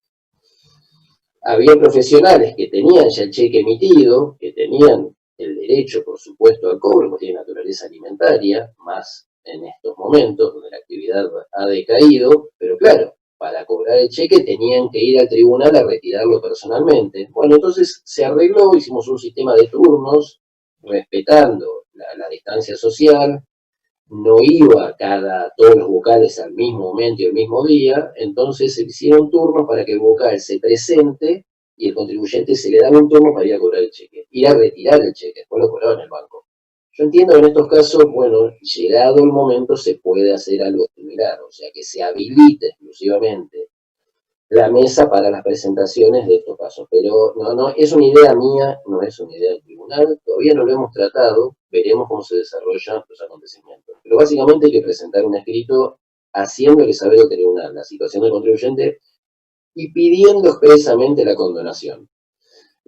Las sugerencias no se queden tranquilos pensando que esto se condona a puro derecho. Sí, se condona a puro derecho. No. El tribunal tiene que tener el conocimiento respecto del acto o de la actitud que ha adoptado el contribuyente. A ver, quiere decir que el tribunal entonces no tiene noticias de todos aquellos contribuyentes que ingresaron en moratoria desde el 20 de marzo hasta el 27 de mayo. No tiene noticias. No, en absoluto. El tribunal, el último día que trabajó físicamente fue el 16 de marzo. El 16 de marzo el último día trabajó físicamente. La pregunta de Teresa hay que segmentarla. Sí, tenemos noticias si la causa del contribuyente tramita por expediente electrónico. Si tramita por expediente electrónico, sí. Y porque yo desde mi casa puedo abrir el expediente y si el contribuyente hizo la presentación, yo la puedo ver. Ahora, si es una causa vieja, el 90%, entiendo, de las causas del tribunal son causas viejas, son causas en papel físico, porque el expediente electrónico opera recién a partir del 2 de mayo del año pasado. Entonces, en ese caso no, pero no tengo noticias porque el contribuyente tampoco me lo pudo hacer saber al tribunal. No, en este momento no tenemos noticias. De cualquier modo, para que se queden tranquilos, los plazos están suspendidos también, y esto no le trae ningún perjuicio al contribuyente, porque tampoco está la posibilidad de que el Tribunal Fiscal dicte una sentencia condenatoria. Es un tema a resolver, entiendo que el tribunal de a poco va a ir saliendo de esta feria. En primer lugar, vamos a salir de la feria a través del expediente electrónico, pero para el expediente físico en algún momento también vamos a tener que salir de la feria. Siempre el tribunal ha tomado esta decisión hasta el momento. Esperar y acompañar la postura del Poder Ejecutivo, ya prorrogado, y también de la Corte, que siempre han congeniado en este aspecto. Te cambio de competencia. Te saco del Tribunal Fiscal de la Nación y te llevo a la esfera penal. Tu condición de exsecretario letrado de la Corte te va a permitir contestarme, seguro. A ver, tengo dos contribuyentes, mis dos clientes, supongamos que mis dos clientes, uno está denunciado por AFIP, por evasión, y el otro está procesado por la justicia por el delito de evasión. ¿Ok? Ambos ingresan en la moratoria. El contribuyente que solamente está denunciado, a priorísticamente conocería los montos, ya que como todos sabemos la AFIP denuncia sin determinar de oficio, la verdad, pero contribuyente medianamente conoce los montos, un poco más, un poco menos, entra en moratoria. Ese contribuyente puede solicitar la extinción de la acción penal de las obligaciones evadidas. Solamente está denunciado, no hay otra cosa. Y el que está procesado, que conoce el monto, que entró justo por el monto, ¿sí? ¿También puede solicitar la extinción de la acción penal?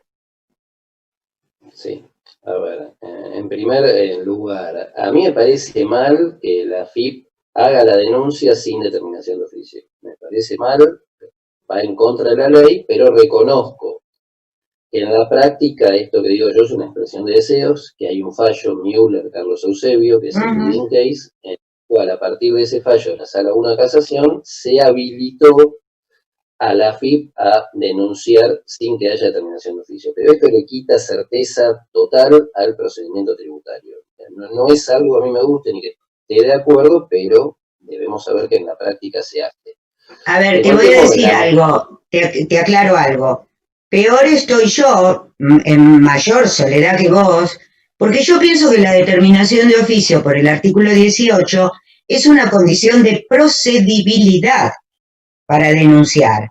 Pero acá en este programa nos acompañó el fiscal Navas Rial, quien nos dijo la obligación de determinar de oficio es para la AFIP, para nosotros no. Nosotros tenemos la acción, excitamos la acción, así que la obligación es para la AFIP. Quiere decir que la AFIP denuncia sin DO y el contribuyente al fin y al cabo no sabe por cuánto lo denunciaron, ni por qué hipótesis delictual, ni por qué conducta. Eso es lo que pasa en la práctica. Este cliente mío lo denunciaron, calcula más o menos un monto, ¡pum!, presenta la moratoria. ¿Tiene extinción? A tu criterio.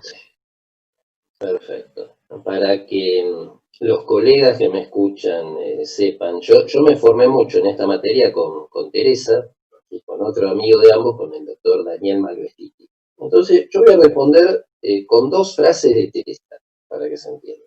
Teresa siempre en sus capacitaciones nos decía, si no hay hecho impunible, no hay hecho punible. Entonces, claro, hay que determinar. La AFIP no determina, el fiscal a veces acepta, a veces requiere, a veces no. Esta es la primera cuestión. La segunda cuestión que a mí me da pie para reparafrasear esto que decía Teresa. Teresa nos decía, ¿cuál es la ley suprema de la nación en materia tributaria? Y esto se le pregunto a mis alumnos, a veces es una pregunta con trampa. Entonces, claro, ¿qué me contestan? Bueno, la Constitución. Y yo digo, y no sé, tengo mis dudas. Claro, y el profesor tenga dudas sobre esto, al alumno lo pone mal, le causa perplejidad. Y quizás alguien me dice, la Convención Americana, las convenciones internacionales. Y yo digo, no sé si es así. No. Teresa nos enseñaba que la ley suprema es el aplicativo. Porque si la Constitución le da un derecho al contribuyente, una garantía, pero el aplicativo no se lo acepta, en la práctica esto no existe. Con esto de la determinación pasaría algo similar. Ahora, ¿qué es lo que pasa? Pero realmente la ley suprema es la Constitución. Y la Constitución tiene un artículo, que es el 16, que consagra el principio de igualdad. Como estamos hablando de materia penal, también operan todas las garantías constitucionales en materia penal, todas las garantías penales que emergen de los instrumentos internacionales, en especial de la Convención Americana de Derechos Humanos, que en el artículo 8 fija las garantías mínimas, y también de nuestras normas penales. Yo entiendo que en ese caso, y en especial partiendo del 16 de la 27.541, que el 16 nos dice taxativamente cuáles son los sujetos excluidos. ¿Cuáles son los excluidos? Los condenados por alguno de los delitos previstos en las leyes penales tributarias, respecto a los cuales se haya dictado sentencia firme con anterioridad a la entrada en vigencia de la ley y siempre que la condena no estuviera cumplida. Entonces, el único que está fuera de la moratoria es este sujeto, el condenado con sentencia firme. Tanto el procesado como el denunciado no tienen sentencia firme. Por ende, por el principio de igualdad, no puede estar en mejor condición aquel sujeto que ya está procesado que el sujeto que simplemente ha sido denunciado. Entonces tienen derecho los dos a solicitar, a mi juicio, la extinción de la acción. Nosotros en materia constitucional, en lo que se llama el control de constitucionalidad, parte de una viejísima doctrina del fallo más conocido de la Corte de Estados Unidos, que es Marbury versus Madison. Y en ese caso, el juez que hizo el voto dijo algo que más o menos sigue muy vigente hasta la fecha. ¿Qué es el derecho? Pregunta. ¿Qué es el derecho en definitiva? Y el juez Marshall, escuchen lo que dice, dice, en definitiva el derecho es lo que los jueces dicen que es. Por supuesto. Entonces, esto lo tenemos que tener muy en cuenta para la pregunta que me hace Teresa. Bueno, pero ¿se le va a extinguir la acción? Yo entiendo que debiera extinguirse, que ambos sujetos, por el principio de igualdad y por aplicación de los principios penales, tienen derecho a que se le extinga la acción, pero esto no significa que realmente se extinga o que el juez la extinga. No, ¿por qué? Y porque el derecho es lo que el juez dice que es, y acá tenemos muchos jueces, y no todos, Tere lo sabe muy bien, piensan igual en esta materia. Se puede dar el caso que a alguno de estos dos sujetos, un juez le extinga la acción y que esta decisión quede firme, se puede dar el caso que no. Ha pasado, tenemos, basándonos en la vieja jurisprudencia, supuestos muy conocidos. Yo recuerdo un caso de la Sala 1 de Casación Penal, Teresa a veces lo nombra en sus comentarios, llama Metales Andreoli, que es del 13 de junio del 2016, en el cual no se pensó de este modo. Entonces, esto no significa, más allá de que para mí tiene derecho a la extinción de la acción, por supuesto, y antes que todo peticionarlo, que realmente el juez extinga la acción. Y también tenemos que tener en cuenta dos precedentes de la Corte. ¿Cuándo se le va a extinguir la acción? ¿Se le va a extinguir la acción con la presentación o se le va a extinguir la acción cuando termine de pagar todas las cuotas del plan? Y acá yo les recomiendo ver dos precedentes de la Corte que tienen 7 años de diferencia. El primero se llama Sigra, que es del año 97. Son diferentes integraciones de Corte, en el cual la Corte en ese fallo brevemente dijo, recién va a operar la extinción de la acción con el pago de la última cuota. Como un contribuyente que acoge su deuda 120 cuotas en sede administrativa sin siquiera haber pagado la primera cuota, como bien señaló Oscar, que acaba de operar a partir de julio y hay que ver si la va a poder pagar por las dificultades económicas que está pasando, en especial las pymes. ¿Cómo se le va a extinguir la acción? No, recién se le va a extinguir cuando termine de pagar la cuota 120. Pero este fallo, que a mí realmente yo no estoy de acuerdo, sí estoy mucho más de acuerdo con el siguiente fallo en la misma temática, que se llama Bachelian. Bachelian Fabián es del año 2004. En este caso la Corte va más allá de la doctrina de Sigra y lo que la Corte termina fallando es en la suspensión de la acción penal. No se extingue, Suspende. sino que se suspende. Es algo medio raro, ¿no? Desde el punto de vista de la dogmática penal, tener una causa penal suspendida durante 10 años, 120 cuotas, y que el contribuyente, por ejemplo, esto va a depender de cada juzgado, cada 3 meses tenga que comunicar al juzgado si está pagando o no, o que la propia FIP, en caso de haber tomado un rol de querellante, lo puede hacer, pero la causa queda suspendida. Como Teresa señaló, yo trabajé muchos años en la Corte, y yo desde la Corte, bueno, en materia penal tributaria, yo creo que, en primer lugar, tiene que existir la probation en materia penal tributaria, estoy de acuerdo. No me parece bien la ley que tenemos, también aplico el principio de igualdad. Si la probation opera para otra clase de delitos, ¿por qué no opera para el delito penal tributario? Mi postura. Yo intenté bregar en la Corte por que en algún fallo se consagre normativamente, después se hizo con el fallo Nanut, siguiendo el caso Acosta, pero antes de esto, por la probation en materia penal tributaria. Y cuando salió el fallo Bachelian, un funcionario de la Corte me dice, bueno, al final lograste lo que querías. ¿Qué es lo que? Y ya está la probation en materia penal tributaria. Y yo, en primer lugar, no había entendido lo que me decía. Digo, ¿pero en qué fallo? No me enteré. No, en Bachelian. No, pero en Bachelian, bueno, se suspendió. Me dice, no, pero esto es una probation. objetivo. No. Entonces, entiendo que la solución de Bachelian, si bien fue para aquel periodo, pues se aplicó una ley de presupuesto que regía en aquel entonces, es la que los juzgados y cámaras penales económicos pueden llegar a aplicar, la solución de Bachelian. No se extingue la acción, la mantengo suspendida y recién al momento que se termina de cancelar el plan, que se paga la última cuota, ahí se extingue. Ahora, el derecho a solicitarlo lo tiene para mí en forma absoluta, tanto el denunciado como el procesado. Pero va a depender del juez. Gracias, otorgarlo.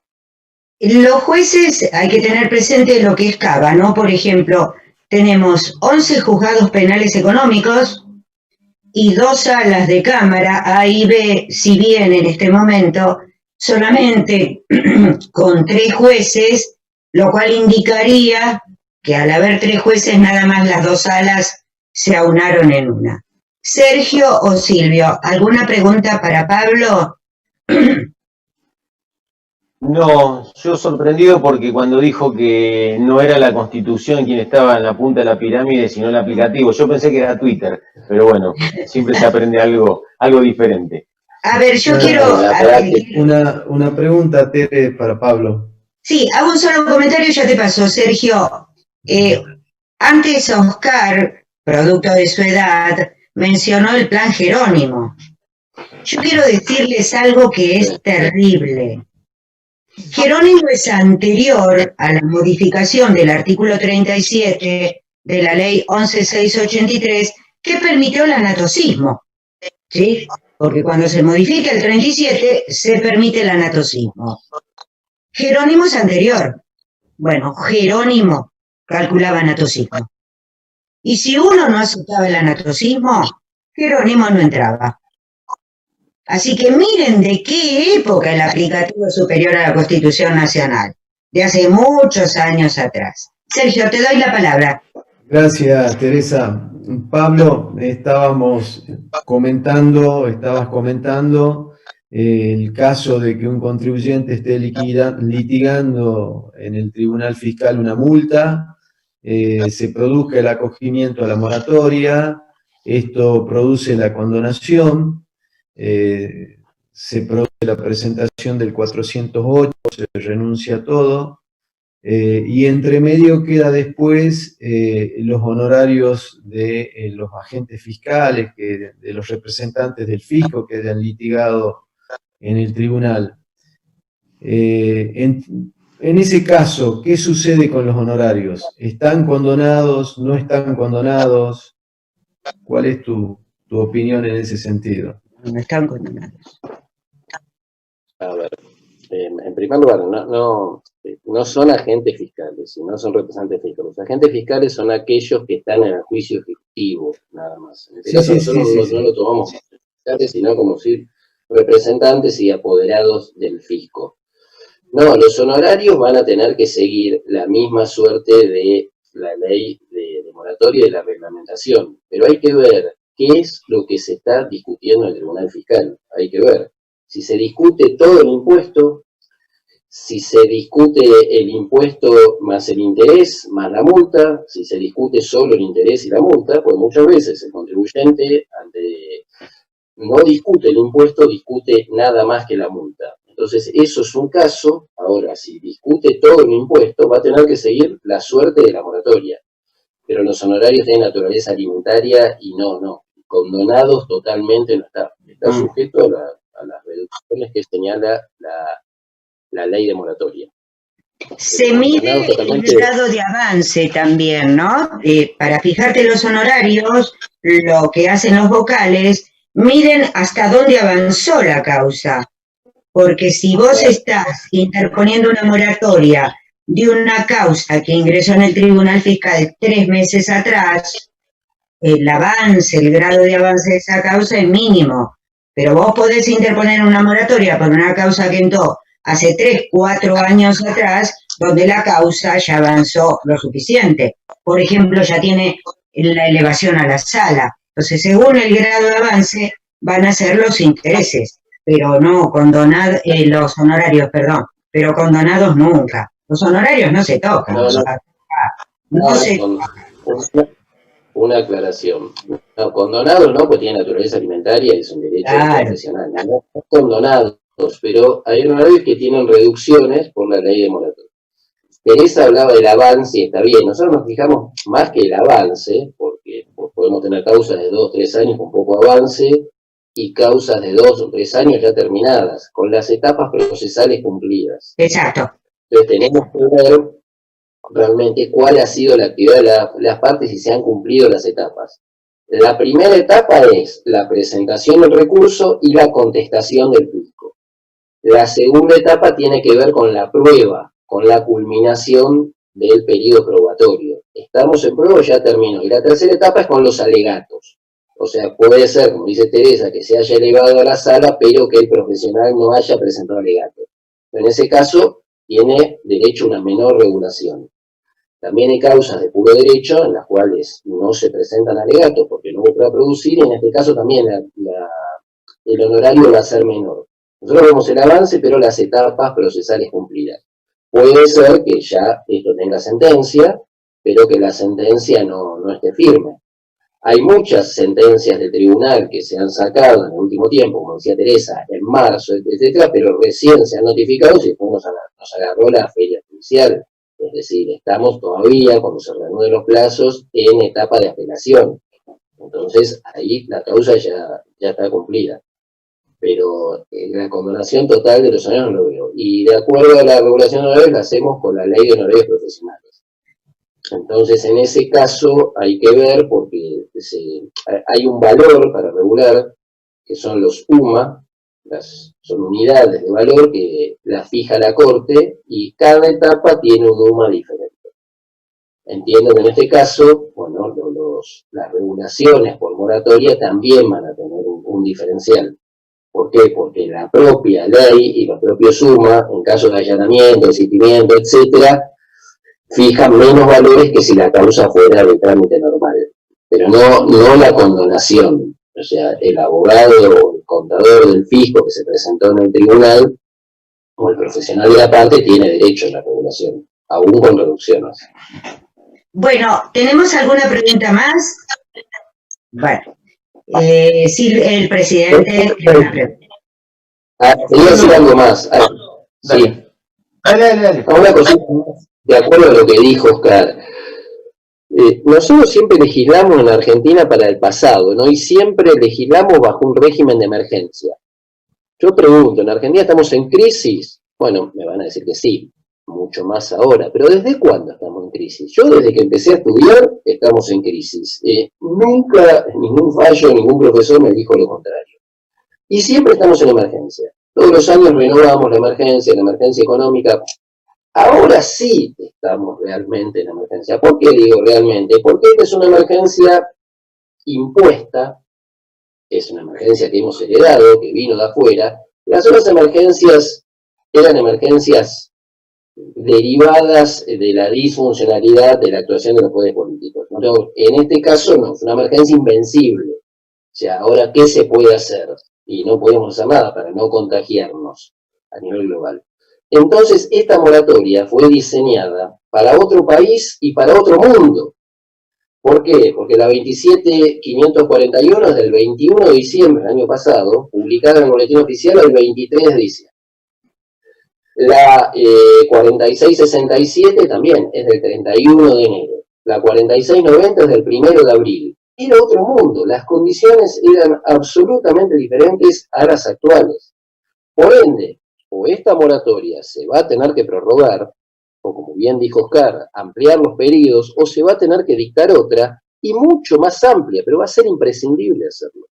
Por eso entiendo que esta es una moratoria de transición, y los beneficios otorgados a los contribuyentes no pueden terminar con el dictado de esta moratoria. Vamos a tener que tener otra. Y también cada una de las provincias va a tener que disponer moratorias similares. Por eso fue una moratoria dictada para otro país y para otro mundo. Es absolutamente insuficiente y entiendo que los beneficios se van a tener que ampliar. Se va a tener que ampliar el número de contribuyentes, se va a tener que exceder la condición de pyme, porque hay muchísimas empresas que después de este parate económico que tenemos no van a poder hacer frente a sus obligaciones. y también se van a tener que extender los periodos y los beneficios. Entonces va a haber mucho más condonaciones, entiendo, que los que señala la propia normativa actual.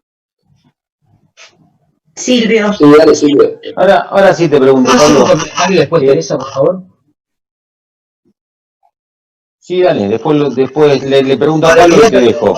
La pregunta, La pregunta, Pablo, es, ¿vos sentís que los contadores públicos tenemos incorporado, en términos generales, no en la mayoría, el tribunal fiscal, o lo ves como algo distante, que nos cuesta mucho llegar hasta ahí o pensar en llegar hasta ahí? Yo, mira, por suerte, bueno, muchas veces gracias a vos, yo viajo por el país dando charlas, etcétera, y me gusta hablar del tribunal. Yo creo que cada provincia debiera tener su tribunal fiscal para garantizar adecuadamente los derechos de los contribuyentes a nivel provincial, y que el tribunal fiscal, bueno, a partir del expediente electrónico se está logrando, pero debiera tener mucha mayor presencia en el resto del país. No, en general el contribuyente, digamos, el contador lo ve como algo extraño, como algo que le cuesta, pero no debiera ser así. El tribunal está abierto para todos y entiendo que no tampoco para cualquier contador. A veces discutimos, ¿no?, las facultades del tribunal, en especial en mi caso, que yo entiendo tiene amplias facultades, y las mismas facultades las tiene el juez abogado y el juez contador. Y me dicen, no, pero el contador no está en condiciones de hacer esto. A ver, quizás un contador recién recibido de 22 años no lo está, como tampoco lo está un contador de 22 años. Es decir, yo apenas me recibí, tampoco tenía el conocimiento necesario para escribir las cosas que escribo ahora. Pero ya un contador especializado, como los que están hoy en la charla, etcétera, entiendo que sí puede acceder al tribunal, y es la mejor herramienta que tiene el contador para defender los derechos de su cliente. El sistema normalmente nos lleva a que hay que pagar, o sea, se determina y se paga, se trata de ajustar, y si no se paga, el propio sistema nos permite, hoy lo señaló muy bien Oscar y también Sergio, un sinnúmero de moratorias. Yo ayer entraba en la página de la FIP, un poco para ver el tema de las moratorias, y veía todos los planes, además del plan permanente, todos los planes de facilidad de pago vigentes. Y esto no debiera ser así. En un sistema debemos tener un solo plan y también un tribunal que defienda, que tenga todas las facultades para defender adecuadamente los derechos y los derechos y garantías de los contribuyentes. Frente a un poder recaudatorio ejercido por la FIP, que siempre se expande cuando pagamos más impuestos, ahora o hace 10 años. Y me van a contestar ahora. ¿Y cómo se ven dentro de 10 años todos los que nos están escuchando? ¿Pagando más que ahora o pagando menos? Y seguramente pagando más. Esto es algo natural. El poder recaudatorio se expande. Alguien tiene que poner un límite a la expansión. Quien lo tiene que hacer es un juez. Y un juez especializado en esta materia, porque es muy compleja. Y el único juez especializado en esta materia en todo el país es el del Tribunal Fiscal. Por eso yo invito a todos los colegas a acceder a la vía del tribunal. Es una vía realmente útil para defender adecuadamente los derechos de los contribuyentes. En especial, si tenemos en cuenta el accionar de la FIP, que siempre ha sido expansivo, y bueno, yo entiendo que la FIP tiene que recaudar y necesita recaudar, y si la FIP recauda, todos vamos a estar mejor. Ahora bien, no se puede recaudar no respetando los derechos constitucionales del contribuyente. Y lo vemos en la actualidad, con estas contribuciones de emergencia que se sacan por el COVID, un tema de emergencia, un tema de salud, ¿está justificado? Sí. Ahora, ¿puede ser confiscatoria? No. Por más emergencia que tengamos, el límite es la Constitución. No se puede pasar por alto los principios constitucionales. Y estos principios, donde en definitiva van a tener una adecuada defensa, van a ser en el Tribunal Fiscal. Oscar, ¿querías hacerle una pregunta a Pablo? No, quería aclarar lo que me había preguntado Sergio en la primera parte, que prometí, así después le contesto a Sergio el tema de los honorarios. No, brillante, Pablo, espectacular. Bueno, el tema es así, a ver, lo que me preguntabas vos, Sergio, mirá, está previsto en los artículos 10 y 11 de la resolución 4667, que era tu inquietud con los honorarios de los apoderados y patrocinantes. Que dice la resolución que si no están determinados, desde el momento que se regulan y quedan firmes, tenéis 10 días hábiles para hacer el acogimiento a través de presentaciones digitales y presentar una multinota. Lo dice puntualmente, que lo que yo no me acordaba de memoria, te repito, en los artículos 10 y 11 de la resolución 4667, Sergio. Gracias, Oscar. Bueno, ¿ninguna pregunta más? Bueno, a ver, no me queda nada más que agradecerles a Pablo y a Oscar y Pablo. Estos son momentos muy especiales donde lo que tiene FAPSE es eso, ¿no? Esta pantalla. Salta, Río Negro, Cava, PBA. FAPSE nos permite de alguna manera juntarnos. ¿A quiénes? A todos los que tenemos los mismos problemas. Jamás ha discriminado la Federación la condición de contador o abogado para invitar. Entonces, desde lo más profundo de mi corazón, Oscar, años que nos conocemos, Pablo, vos sabés que en la interna yo te digo Pablito, pero te digo Pablito porque vos estabas con la jueza Sarmiento, eras muy jovencito, allá por el año tal vez 95, cuando vos y yo nos conocimos.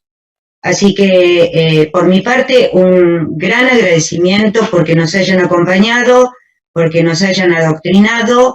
Tenemos las filminas de Oscar para que cada colega pueda bajarlas y les agradecemos muchísimo. Sí les debemos el presentito que suele entregar Silvio, ¿sí? Cada vez que va un expositor para post-cuarentena, porque seguro que vamos a salir y va a ser rápido. Y les vamos a llevar y les vamos a pagar un café en la esquina de FAPSE, que el café es buenísimo. Así que por mi parte, les agradecemos muchísimo. Sergio, Silvio. Sí, más que nada, Teresa, compartir tus conceptos y agradecer a Pablo, a Oscar por la colaboración permanente, a vos por el apoyo constante y por la capacidad de transmitir todas estas cuestiones. Así que bueno, gracias a todos ustedes y bueno, hasta otro momento que nos encontraremos continuando con este ciclo, gracias a esto a esta nueva herramienta que hemos incorporado en Federación, FAPSE, que ya nos ha permitido con esta herramienta dictar de entre el 17 de marzo ahora, creo no menos de 8 charlas, muchas de ellas vinculadas con la tributación y que nos permiten llegar a todos los colegas del país. Y en lo que a mí respecta, realmente reitero el agradecimiento. A veces uno escucha que agradecen, pero cuando uno conoce la interna, ve el esfuerzo y ve todo lo que se hace, la verdad que es una de las palabras que más se utiliza y así tiene que ser. A vos, Teresa, porque llevas el ciclo adelante, porque tenés una capacidad profesional enorme y porque tenés que ser materia de consulta permanente por todos nosotros. Oscar también, estás poniendo un esfuerzo muy, muy grande a todo esto y la verdad que te lo agradecemos enormemente desde Federación porque es muy valioso. Y Pablo, que para mí es el más contador de los abogados, también un aprecio enorme personal que nos tenemos mutuamente, pese a que él sea de Racing, pero no importa, son cosas que nunca se superan. Así que bueno, muchísimas gracias, Pablo. Este también es un lugar para vos que queremos tenerte asiduamente. Así que muchísimas gracias a todos y a la gente de producción que permanentemente está trabajando para que todo esto salga bien. Así que nos veremos en la próxima. Muchísimas gracias a todos. Nos vemos en la próxima.